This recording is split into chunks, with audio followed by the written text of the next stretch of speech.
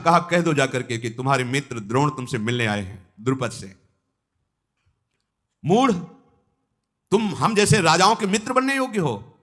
भिक्षुक कहेगा मेरे से मित्रता करना की बात करता है। द्रोणाचार्य जी अंदर से तो जल गए, बाहर से मुस्कुराए कि अगर तेरा राज मद चूर चूर न कर दूं, मेरा भी नाम द्रोणाचार्य नहीं। हस्तिनापुर की तरफ है। कृपाचार्य जी ने द्रोणाचार्य जी को अपने यहां रख लिया। एक दिन पांडव और कौरव गुल्ली डंडा खेल रहे थे, तो उनकी गुल्ली कुएं में चली गई। द्रोणाचार्य जी बाहर बैठे भगवत चिंतन कर रहे थे। अब वो कुएं में चली गई तो कैसे निकालें, तो बार बार झांक रहे थे ऐसे से। द्रोणाचार्य जी आए और कहा, तुम क्षत्रिय राजकुमार हो, धिक्कार तुम्हारे क्षत्रियत्व को, ये क्या प्रयास है तुम्हारा? अंगूठी उतारी, कुएं में फेंकी और कहा, देखो क्षत्रिय का बल होता है अस्त्र विद्या। एक सीख ली और मंत्र संधान किया, मारा, गुल्ली अंगूठी सब सीधे ऊपर आ गई। सब राजकुमार चरणों में, ऐसी धनुर्विद्या का तो हमें ज्ञान नहीं है, जाओ प्रार्थना करो भीष्म से और मुझे गुरु पद पर अभिषिक्त करो, मैं वो धनुर्विद्या सिखाऊंगा जो आज तक तुम्हें ज्ञान नहीं। भीष्म जी से जाके कहा कि उनका द्रोणाचार्य के सिवा और कौन हुई ना, क्योंकि कृपी का विवाह हुआ ही था भीष्म जी की अनुमति, उनका इतने बड़े धनुर्धर तो द्रोणाचार्य जी है। आए तो देखा द्रोणाचार्य जी वहां विराजमान हैं। द्रोण को देखकर प्रणाम किया भीष्म जी ने और कहा, एक कुमार आपका गुरु रूप से वर्ण करने के लिए बहुत उत्साहित है। तो उन्होंने कहा कि देखो आपको पता होना चाहिए मेरी भिक्षा की भी व्यवस्था नहीं। देखो पहले क्या था, तपस्या धन होता था, जितेंद्रियता धन होता था, मेरे यहां भिक्षा की भी व्यवस्था नहीं। मैं कृपाचार्य जी के यहां इसीलिए रह रहा था कि मैं किसी भी तरह आपको अपनी बात बता सकूं। क्या आप जैसे धर्मात्मा राजाओं के होने पर भी हम जैसे ऋषियों को भूखों मरना पड़ेगा? भीष्म जी ने कहा, यह राज्य आपका, आज से हस्तिनापुर पर कोई भी शासन करे पर वो आपकी अनुमति से होगा, ये मैं आपको स्वीकार, आचार्य पद पर आपको स्वीकार करता हूं। द्रोण ने जो जो बात कही थी वो सब स्वीकार कर ली गई। मैं कभी अपनी प्रतिज्ञा से च्युत नहीं होता, द्रोणाचार्य जी ने कहा। समस्त धनुर्विद्या का ज्ञान मैं जो अधिकारी राजकुमार है उसको दूंगा। मैं विनीत हृदय से वर्षों तक गुरु सेवा करके अद्भुत गुणों को प्राप्त हुआ हूं। धन प्राप्त होना और भागवतिक सद्गुण प्राप्त होना, इन दोनों में बहुत अंतर है। सब जगह से पूर्ण है, खाने की व्यवस्था, तपस्या के धनी है। किसी की बढ़ोतरी धन देखकर नहीं माना जाता कि उसके पास बहुत धन है, बहुत जन है, वो बड़ा पुण्यवान है, बड़ा तपस्वी है, वो बड़ा महात्मा है। ये भागवतिक सद्गुण होते हैं, ये आंतरिक होते हैं। बाह्य ये सब प्राकृतिक देखकर किसी को बड़ा छोटा नहीं माना जा सकता। पूर्व पुण्य के प्रताप से ऐश्वर्य आ सकता है, समुदाय जुड़ सकता है, लेकिन जितेंद्रियता, भगवत चिंतन, कष्टों को सहकर भगवत मार्ग में चलना, ये तो कोई चला हुआ ही उसे पहचान सकता है। बाहरी लोग तो बाहरी बातें देख करके मानते हैं। भीष्म जी से कहा कि एक कांटा हमारे हृदय में चुभ रहा है। द्रुपद ने मेरा भरी सभा में उपहास और अपमान किया है। अगर मैं कभी द्रुपद के पद कोई आज्ञा करूं तो आप राजकुमारों को कभी भी निषेध मत करना, क्योंकि मैं अपने शिष्यों को इस योग्य तैयार करूंगा कि द्रुपद ने जो कहा है कि राजाओं का मित्र सिर्फ राजा हो सकता है, इसका उत्तर मैं एक बार दूंगा, क्योंकि बात मेरे हृदय में है। भीष्म जी ने कहा, आपका विरोध करने की सामर्थ्य किसमें है? द्रोणाचार्य जी ने कहा, जानते हो मैं किस दुख से दुखी हूं। एक बार अश्वत्थामा कुछ बालकों के साथ खेल रहा था तो किसी ऋषि पत्नी ने उन्हें दूध पिलाया। वो घर में आके दूध के लिए बहुत व्याकुल हुआ तो जंगली चावल का धोवन उसे पिलाया गया। उसने कहा, नहीं मुझे दूध ही चाहिए। तो मैं उसी से प्रेरित होकर भगवान परशुराम के पास गया था कि कम से कम एक गाय तो दे देंगे, उनके पास कुछ नहीं बचा, मुझे अस्त्र विद्या दी। फिर प्रेरित होकर इसी बात से मैं द्रुपद के पास गया था, लेकिन उसने अपमान किया। अपने पुत्र को इस स्थिति में देखकर मैं दुखी हूं। मैंने तो कंदमूल फल से अपना जीवन काटा है। भीष्म जी ने कहा, अश्वत्थामा को भी सम्मान के साथ हस्तिनापुर में बुलाया जाए। कृपी द्रोणाचार्य अश्वत्थामा उनके लिए एक महल दिया, सारी सुविधाएं दी। मनुष्यों में महातेजस्वी द्रोणाचार्य जी ने भीष्म जी के द्वारा दिया हुआ महल स्वीकार करके वहां रहने लगे। भीष्म जी ने पांचों पांडव और ये 100 जो कौरव हैं, इनके गुरुपद पर द्रोणाचार्य जी का वर्ण किया। अकेले बैठे हुए थे द्रोणाचार्य जी एक दिन, तो शिष्यों से बात कही, राजकुमारों मेरे मन में एक कार्य करने की इच्छा है। मैं तुम्हें अस्त्र विद्या सिखाऊंगा, क्या तुम मेरा वो कार्य कर सकते हो? सबने हाथ जोड़कर कहा, हां गुरुदेव, आदेश कीजिए। अगर गुरु की आज्ञा का शिष्य पालन ना करे तो शिष्य ही कैसा? और उनका द्रुपद को बंदी बनाकर मेरे चरणों में लाना। बाण मार दे बाहर से तो घाव भर सकता है, लेकिन अपमान का जो शब्द है वो हृदय में कांटे की तरह चुभता रहता है। इसीलिए कहा जाता है कि बाणी एक अमोल है, जो कोई बोले जानी, ये तराजू तौल के तब मुख बाहर आनी। जब ये बात कही तो सब चुप हो गए। द्रुपद कोई साधारण है? महाबलशाली राजा है। अर्जुन अकेले खड़े हुए, उनका किसी के सहयोग की जरूरत नहीं।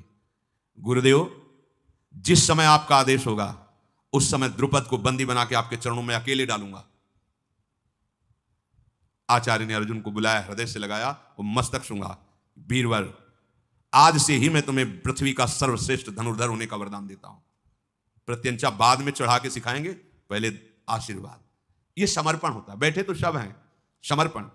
गुरुजनों के हृदय की वस्तु का अधिकारी वही होता है जो समर्पित चित्त हो। समर्पित चित्त अपना महत्व नहीं, अपनी मनमानी नहीं, अपनी कोई चाह नहीं। अब जो ही कहें करें हम सोई, आयुष लिए चले निज दासी।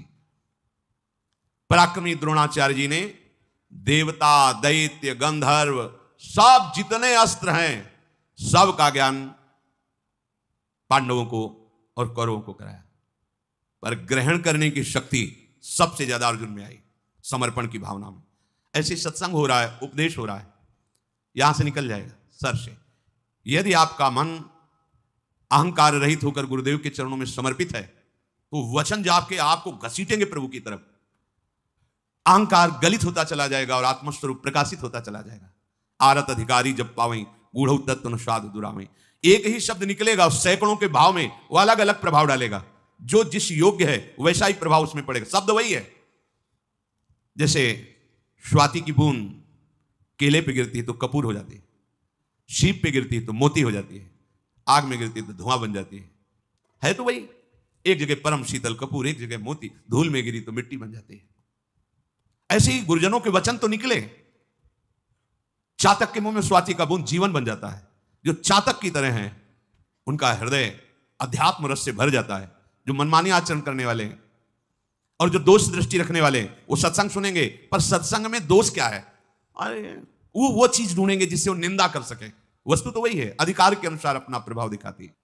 पराक्रमी द्रोणाचार्य जी ने मंगलाचरण करके पांडव और कौरवों को धनुर्विद्या सिखाने लगे। अस्त्र विद्या में समस्त कुमारों को प्रवीण करने के लिए बड़ी सावधानी से अलग अलग गदा युद्ध, तलवार चलाना, बर्छी चलाना आदि आदि। जब यह प्रचार हुआ कि द्रोणाचार्य जी पांडव और कौरवों को शिक्षा दे रहे हैं तो वृष्णिवंशी, अंधकवंशी और भी राजकुमार सम्मिलित हुए आकर के। उसी में कर्ण भी सम्मिलित हुआ द्रोणाचार्य जी की अस्त्र शिक्षा लेने के लिए। कर्ण इतने प्रवीण थे कि जो अर्जुन को द्रोणाचार्य जी सिखाते वो बिना सिखाए सीख जाते। एक बार देख लिया, क्योंकि अर्जुन को सर्वश्रेष्ठ धनुर्विद्या का ज्ञाता बनाना चाहते थे द्रोणाचार्य जी, और बनाया भी। कर्ण ये नजर रखता था क्या शिक्षा दे रहे हैं। यही शिष्य की उत्तम वृत्ति है कि अपने गुरु की प्रत्येक उपदेश, वो चाहे किसी को हो रहे हो, उन्हें सावधानी से सुनकर अपने हृदय में उतारना चाहिए। कर्ण बहुत ही प्रवीण बुद्धि वाले थे। बुद्धि को प्रकाश देने वाले भगवान सूर्य से प्रकट हुए हैं कर्ण, इसलिए बहुत ही बुद्धिमान। अमर्ष में भरा हुआ दुर्योधन जब कर्ण को देखता कि वैसी ही प्रवीणता है तो उसको लगता कि भीम को संभालने के लिए तो मैं हूं, और अर्जुन को संभालने के लिए एक कर्ण अगर मेरा मित्र बन जाए तो मैं पांडवों पर सहज विजय प्राप्त कर सकता हूं। पांडुनंदन अर्जुन कभी किसी से बात नहीं करते थे। गुरु की आज्ञा में रहकर हर समय धनुर्विद्या का अभ्यास। आचार्य द्रोण ने देखा कि सब विश्राम करते हैं लेकिन अर्जुन अभ्यास परायण है। द्रोणाचार्य जी के उपदेश को ग्रहण करके अर्जुन अनुपम प्रतिभाशाली, जो शिक्षा दी उसको अभ्यास के द्वारा सिद्ध कर ली। द्रोणाचार्य जी को शिष्यों में प्रियता तो थी, पर पुत्र में विशेष होती है। इसलिए सब शिष्यों को पानी लाने के लिए भेजते हैं। सुराही जैसा उसका मुख, नीचे बहुत बड़ा पात्र, जिससे सरोवर में काफी समय लगता है उसको भरने में। अर्जुन को भी वैसा पात्र देते हैं। और अश्वत्थामा को बड़े मोहरे का, गए डुबोया भाग के आ गए, तो वो गुप्त दिव्य अस्त्र जो अन्य शिष्यों को नहीं देना चाहते थे, ब्रह्मास्त्र आदि, वो अश्वत्थामा को देते। अर्जुन ताड़ गए कि गुरुदेव ऐसा कर रहे हैं। तो अश्वत्थामा दौड़कर भरने जाता, वो वरुणास्त्र से, सुराही में ही सीधे पानी वरुणास्त्र से भर के पहुंच जाते। जो अश्वत्थामा को सिखाते हैं वो सीखते हैं। अर्जुन की इस लगन को देख करके अश्वत्थामा को जो नहीं सिखाया वो भी अर्जुन को सिखा दिया। ब्रह्मास्त्र को वापस करना अश्वत्थामा को नहीं आता था, अर्जुन को आता था। अर्थात गुरु की प्रियता का वही पात्र बन सकता है जिसको लक्ष्य की प्राप्ति में प्रबल लगन हो। कुछ भी हो जाए, लक्ष्य की प्राप्ति करनी है, ऐसा। अर्जुन वरुणास्त्र से अपने कमंडल को भरकर आचार्य पुत्र के साथ वो गुप्त रूप से दिव्यास्त्र सीखते। बड़ा अभ्यास किया अर्जुन ने, जब देखो तब अभ्यास में। द्रोणाचार्य जी ने रसोइये से कहा अर्जुन को कभी अंधेरा ना होने पावे भोजन के समय। एक दिन ऐसी वायु चली कि दीपक बुझ गया, स्वाभाविक हाथ ऐसे जा रहा है। अर्जुन ने विचार किया कि ये क्यों बिना प्रकाश के हाथ मुख में ही जा रहा है, इसका मतलब अभ्यास। तो इसका मतलब अंधकार में बिना देखे भी लक्ष्य भेदा जा सकता है। अभ्यास शुरू कर दिया, रात्रि में लक्ष्य भेदना, बिना देखे लक्ष्य भेद देना, बड़ी सामर्थ्य अभ्यास में होती है। द्रोणाचार्य जी विश्राम कर रहे थे, साए साए आवाज सुनाई दी, उठ के गए, देखा रात्रि के घोर अंधकार में लक्ष्य भेद पर अर्जुन तत्पर है, जब सब राजकुमार सो रहे हैं। द्रोण ने कहा अर्जुन, मैं बहुत प्रसन्न हुआ तुम्हारे प्रयास से। संसार में फिर दोबारा कहता हूं कि तुम्हारे जैसा कोई धनुर्धर नहीं होगा, ऐसा मैं आशीर्वाद देता हूं। द्रोणाचार्य जी ने अश्व पर चढ़ना, गजराज पर चढ़ना, रथों पर चढ़ना, भूमि पर खड़े होकर अपने शत्रु पक्ष का विनाश करना, ये सब कलाएं सिखाई।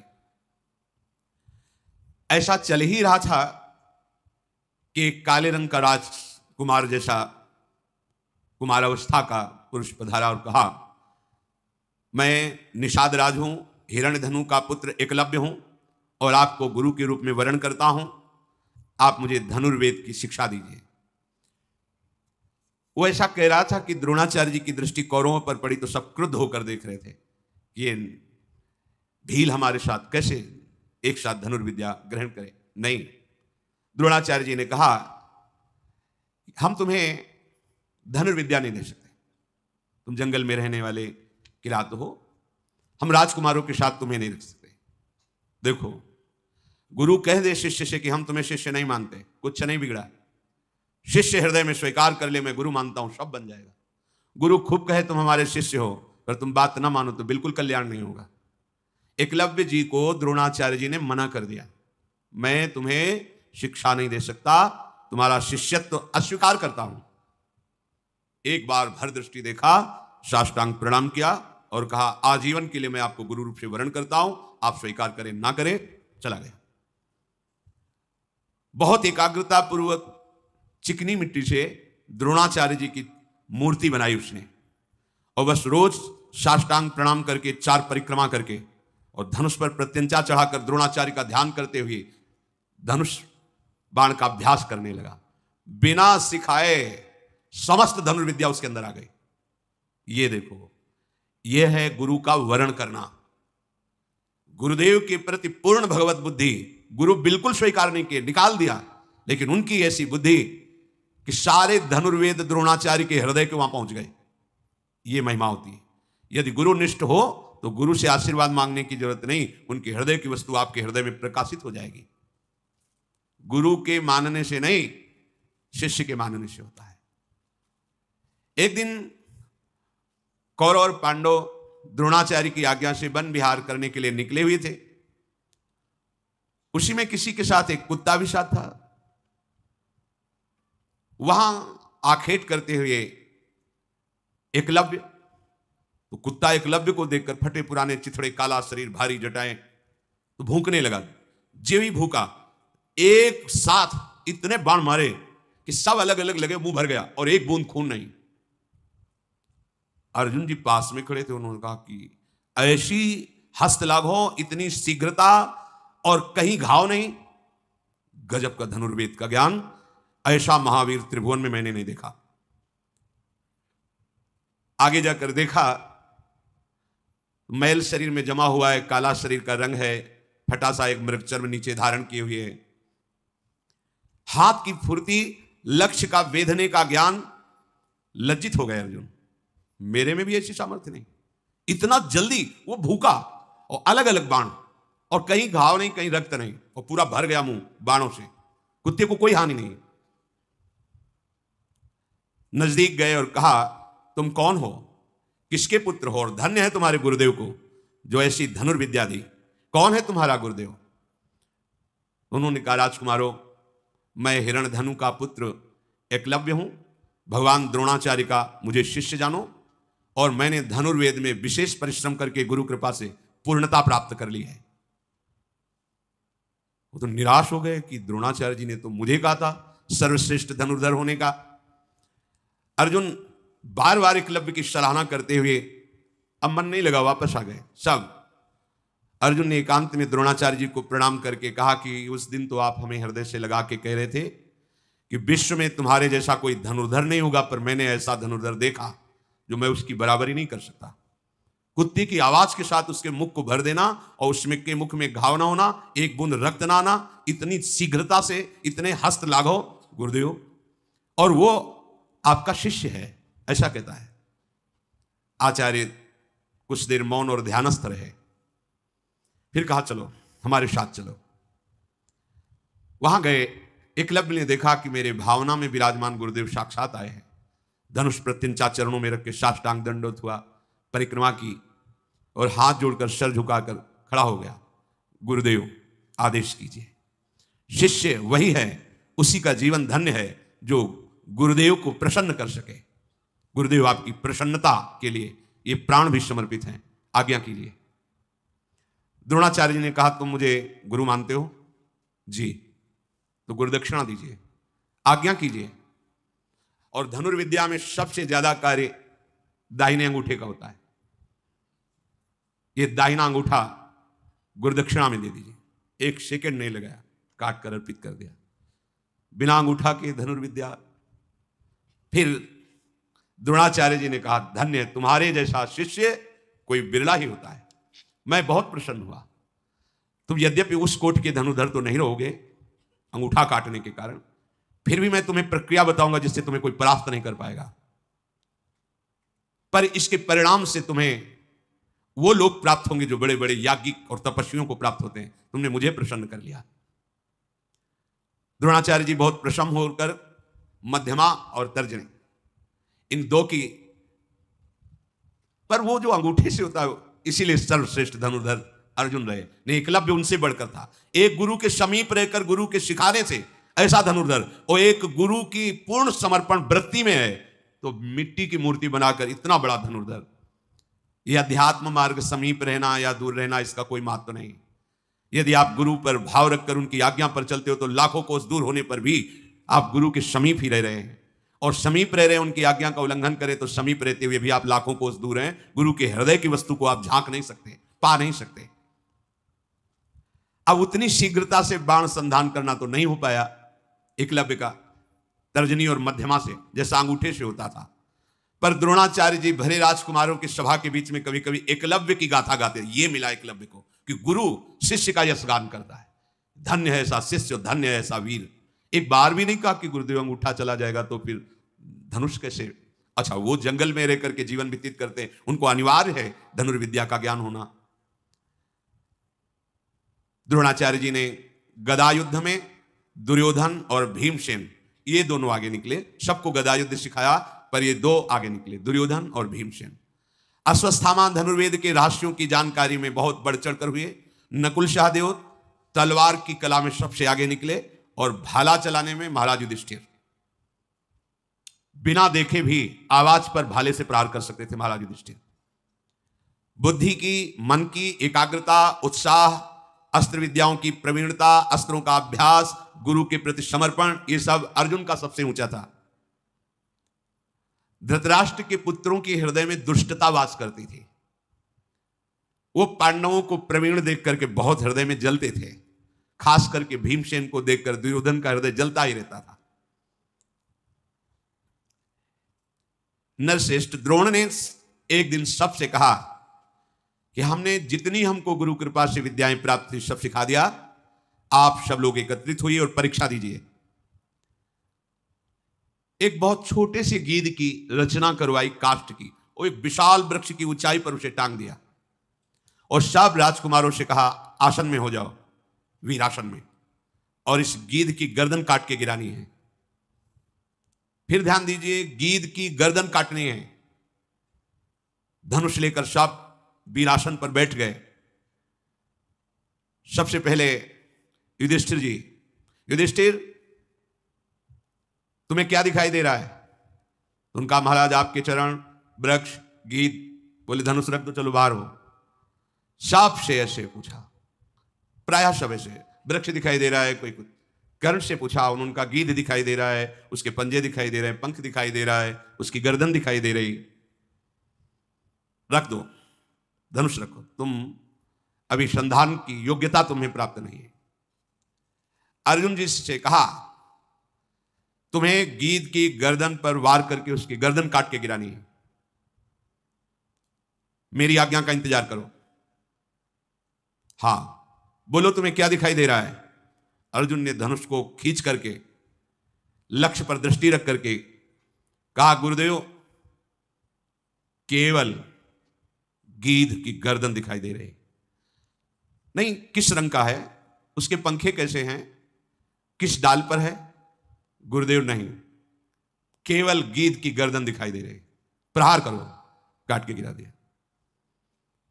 रोमांच हो गया द्रोणाचार्य जी के, और सब राजकुमारों से कहा केवल लक्ष्य दिखाई देना चाहिए, बस लक्ष्य वेधने पर ही। हृदय द्रोणाचार्य जी का भर आया और अर्जुन को हृदय से लगा करके सदैव सुखी रहो। आशीर्वाद मांगना थोड़ी पड़ता है। जब उपासक सच्चाई से भजन करता है तो गुरु कृपा कवच की तरह उसकी रक्षा करती है और आगे बढ़ाती है। क्यों? क्योंकि गुरु कृपा और हरि कृपा दो नहीं। वो हरि कह रहे तुम केवल भजन करो, योगक्षेमम वहाम्यहम, जो प्राप्त कराना है मैं प्राप्त कराऊंगा और जो है उसकी रक्षा करूंगा। योगक्षेमम वहाम्यहम। समस्त राजकुमारों के साथ श्री द्रोणाचार्य जी गंगा जी के स्नान करने के लिए, आओ गंगा स्नान करते हैं, और वहां एक मगरमच्छ को प्रकट किया। द्रोणाचार्य जी की पिंडली पकड़ ली। द्रोणाचार्य जी चिल्लाने लगे छुड़ाओ छुड़ाओ, देखो मुझे ये ग्राह पकड़ लिया है मगरमच्छ। यद्यपि ये उनकी माया से बड़ी विद्याओं के ज्ञाता थे। भगवान परशुराम जी के शिष्य, भरद्वाज जी के पुत्र, आग्नेय के शिष्य, बड़ी महिमा से ये अपने शिष्यों की परीक्षा के लिए। अब जितने कौरव थे वो तो सब भागे किनारा छोड़ करके। युधिष्ठिर आदि विचार में पड़ गए। अर्जुन ने प्रत्यंचा चढ़ाई, सैकड़ों बाणों से बीन दिया जल में उस ग्राह को। द्रोणाचार्य जी बाहर निकले, फिर वो कौरव वापस आए। खा, ये क्या है? गुरु का प्राण संकट और तुम भय से भाग रहे हो, ये क्या तुम्हारी वीरता है? युधिष्ठिर से कहा गुरु प्राण संकट में तुम विचार कर रहे हो। उस समय अपने प्राणों की बाजी लगाकर तत्परता पूर्वक रक्षा करनी चाहिए, जैसे अर्जुन ने की। तुम अस्त्र विद्या के ज्ञाता हो और तुम भाग रहे हो। बहुत प्रसन्न हुए द्रोणाचार्य जी, और सबके बीच में वहीं गंगा किनारे अर्जुन से कहा स्नान करो, और एक अमोघ अस्त्र दिया जिसे ब्रह्मशिर नाम का अस्त्र कहते हैं। उसकी विधि, उस अस्त्र का संचालन करना, उसको वापस करना, और कहा अर्जुन कभी इसे किसी मनुष्यों पर प्रहार मत कर देना, नहीं पूरी सृष्टि को भस्म कर देगा। जब कोई दैवी शक्ति संपन्न या आसुरी शक्ति संपन्न कोई बहुत बड़ा बलवान त्रिभुवन विजेता हो, तब इस अस्त्र का संधान करना, अर्थात पूरी सृष्टि का विनाश करने में सामर्थ्य, और इस अस्त्र को कोई मिटा दे ऐसा कोई अस्त्र नहीं है। अर्जुन ने तथास्तु कहकर द्रोणाचार्य जी को प्रणाम करके इस महामहिम पूज्य ब्रह्मशिर नामक अस्त्र को धारण किया। जब द्रोणाचार्य जी ने देखा कि ये राजकुमार अस्त्र विद्या में प्रवीण हो चुके हैं, तब कृपाचार्य, सोमदत्त, वाल्मीकि, गंगानंदन, भीष्म, भगवान व्यासदेव जी, विदुर जी, धृतराष्ट्र जी, इन सबको बुलाया और कहा ये राजकुमार संपूर्ण अस्त्र शस्त्र विद्या से प्रवीण हो चुके हैं। हम सब राजकुमारों का योग्य जो शास्त्र विद्या में, शस्त्र विद्या में, राजनीति में प्रवीण हुए, एक रंगमंच बनाया जाए और इनका युद्ध कौशल दिखाना चाहते हैं।